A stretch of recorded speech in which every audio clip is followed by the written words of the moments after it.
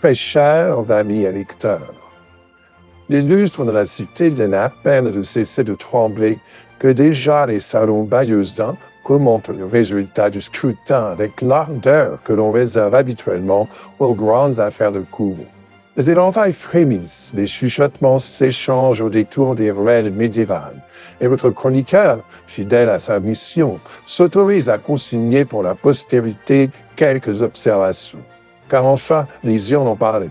Et selon la vieille formule que les monarchies affectionnaient tant, il convient de l'annoncer avec la solennité requise. Le roi est mort, vive le roi. Point d'inquiétude toutefois pour la santé de l'ancien seigneur de la cité, sa disparition n'est point biologique. Nous ne lui souhaitons évidemment aucun mal, mais politique, nuance importante dans ses chroniques municipales. Après 25 années passées à régner sur la ville, notre seigneur sortant a choisi de quitter la scène sans véritable combat final, laissant au dauphin le soin d'endosser la couronne municipale. Les observateurs les plus bienveillants parleront d'une transmission élégante. Les esprits plus caustiques évoqueront une abdication soigneusement organisée.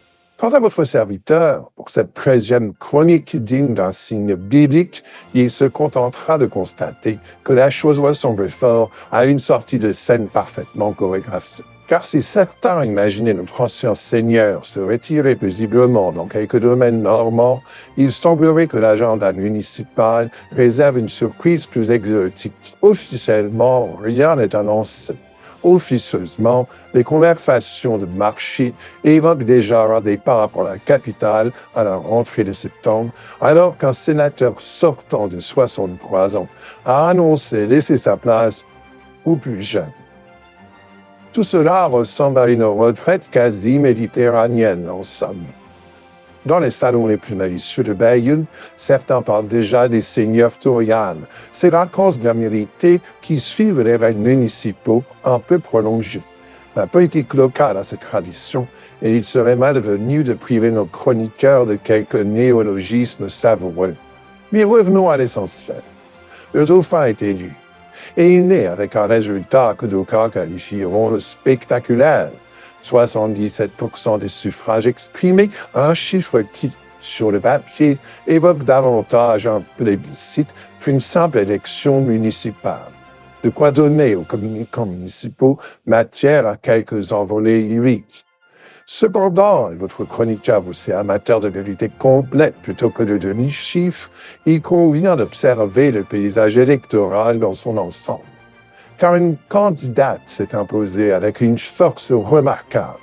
Une candidate qui ne tient ni réunion publique, ni conférence de presse. Une candidate qui ne publie aucun programme. Une candidate que l'on ne félicite jamais dans les discours de victoire, Madame l'abstention. À Bayeux, cette grande dame a recueilli 4468 voix. Oui, vous avez bien lu, pendant que le dauphin rassemble 3852 voix et que le citoyen en obtient 1144. La première expression politique de la ville reste ce silence collectif qui traverse désormais la plupart des scrutins français. Bayeux ne fait que rejoindre une tendance nationale.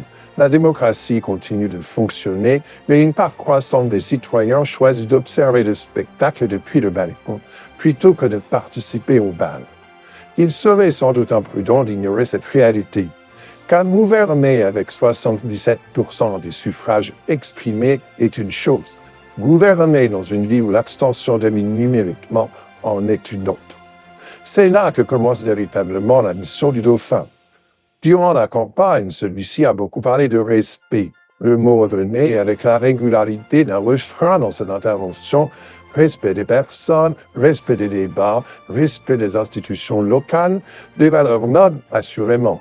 Et les Bayeuxins espèrent sans doute que ces principes survivront à l'ivresse de la victoire. Car la politique municipale ces dernières années n'a pas toujours brillé avec la délicatesse de ses échanges. Les attaques personnelles, les petites flèches verbales et les querelles de personnes ont parfois occupé davantage l'espace que les véritables débats de fond. Or, la ville mérite mieux que ce duel mondain. Le dauphin dispose désormais d'une situation rare, une victoire nette, une opposition limitée et une attente forte de la population. Il lui appartient donc de transformer les mots de la campagne en pratique quotidienne. Car le respect n'est pas un slogan, c'est une méthode. Respecter les oppositions, respecter les critiques, respecter même les voix silencieuses de l'abstention.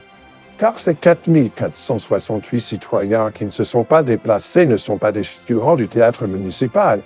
Ils constituent au contraire une des grandes questions politiques de notre temps. Pourquoi ne va-t-il plus?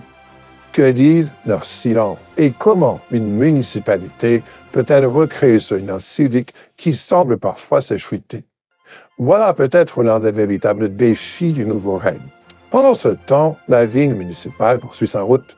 Les projets évoqués pendant la campagne attendent leur traduction concrète et les habitants espèrent que la prochaine mandature parlera davantage d'action que de querelles. Car Bayeux, après tout, n'est pas un salon mondain. C'est une cité millénaire qui mérite un gouvernement à la hauteur de son histoire. Notre chroniqueur observera donc avec plus grande attention les premiers pas du dauphin dans ses nouvelles fonctions. Les promesses sont nombreuses, les attentes aussi. Et pendant que certains prépareront déjà leurs valises pour les fameuses seigneurs tournales de septembre, d'autres devront gouverner. Ainsi va la vie politique, le roi est mort, vive le roi. Notre très humble serviteur, qui écoute toujours les conversations derrière les éventails des salons bayeuxins, Lord Pottenham.